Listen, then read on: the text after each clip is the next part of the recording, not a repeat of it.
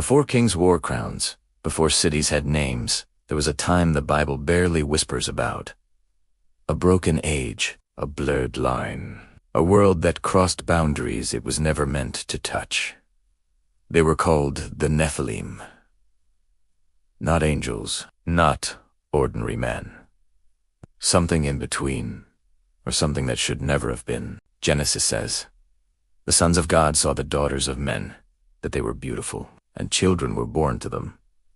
And those children were remembered, not for their kindness, not for their wisdom, but for their power." The Nephilim were known as mighty men of old, men of renown. Their names echoed. Their strength terrified. Their presence filled the earth with violent arrows. To some, monsters, to others. Legends before history had a pen and the meaning of their name. The fallen ones. Fallen from heaven, or fallen from righteousness. Or fallen because the world itself was falling apart. The Bible doesn't explain everything, and that silence is intentional, because the story isn't about how tall they were, or how strong they became. It's about what happens when power has no limits, and pride has no restraint. Then came the flood. Not just water, but judgment.